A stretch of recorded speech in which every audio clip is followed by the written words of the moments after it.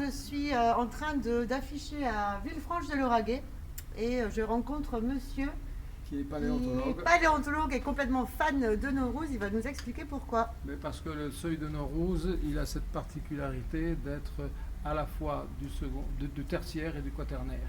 C'est rare parce que l'érosion a enlevé une partie des matériaux qui étaient dessus et a laissé dégager du poudingue. Et ce poudingue, c'est du tertiaire, alors que le reste tout autour, c'est du quaternaire.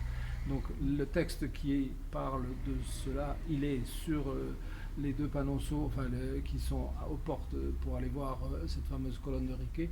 Et là, on peut voir qu'il est écrit que quand les deux montagnes, le Massif central et les Pyrénées vont se rencontrer, il y aura catastrophe. Et c'est prévisible. Les géologues savent que ça va se passer. Ça s'appelle le cycle de Wilson. Toutes les montagnes actuellement, toutes les plaques tectoniques sont en train de remonter vers le nord. Et nous avons cette chance, c'est qu'en même temps qu'elles se remontent vers le nord, normalement elles devraient se refroidir.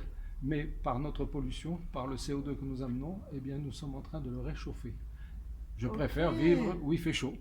Et merci pour ces explications. Donc, la paléontologie, est-ce qu'il y avait donc des reptiles terrestres à Naurouz ou il n'y en a que à Metz? Non, il faut trouver du terrain du secondaire. Et là, j'ai parlé que de tertiaire et de quaternaire. Donc, il faudrait creuser plus profond. Par exemple, à Toulouse, pour la station Bordeaux Rouge, quand ils ont fait le métro, eh bien, ils ont trouvé une tortue. Ils ont trouvé aussi du rhinocéros. Donc, il devait y avoir un climat tropical. À Toulouse, on peut trouver aussi du mammouth. Des dents de mammouth ont été trouvées à Toulouse, mais il y a aussi des dents de mammouth qui ont été trouvées au-dessus d'Auterive. Moi, je suis né à Miremont, c'est un petit village à côté d'Auterive. Eh bien, à Miremont, il y a un siècle, un Miremontais a trouvé dans le village à côté, il a trouvé une dent de mammouth. Donc les mammouths. Une dent de mammouth? Oui, mais je croyais que c'était qu'à Metz, moi, les non, dinosaures. Non. Oh, bon. Ah non, mais attention, les mammouths et les dinosaures, c'est pas la même période géologique. Expliquez à YouTube, là, regardez à YouTube qui vous interviewe. Bonjour, regardez la caméra. Parce que la période géologique. Là, oui. Parce que la période géologique, c'est pas la même du tout. Je tiens aussi à on est beaucoup plus récent. L'époque du dinosaure, c'est l'ère secondaire. Et ce n'est que de moins 245 millions d'années à moins 65 millions d'années. Là, après, il n'y a plus eu de dinosaures. Il y a même eu d'ailleurs beaucoup d'animaux, 75% qui ont disparu, dont les ammonites, qui ont cette forme de couronne et qui fait que, on les appelait, il y avait le dieu Amon en Égypte. Eh bien, à Toulouse, il existe une statue qui s'appelle la Dame d'Elche, qui a des oreilles comme ça, en forme d'ammonite. Oh, ammonite. Oui, tu l'as retrouvée également à Elche, à Madrid et à Paris. D'accord. Et c'est en fait tiré d'un dieu grec. C'est extraordinaire, c'est juste à côté du jardin. On va aller chercher ça.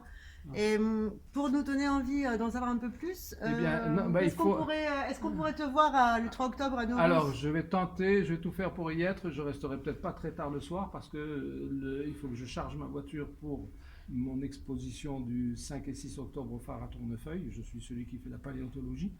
Mais j'ai également, je dirais, une activité professionnelle actuellement.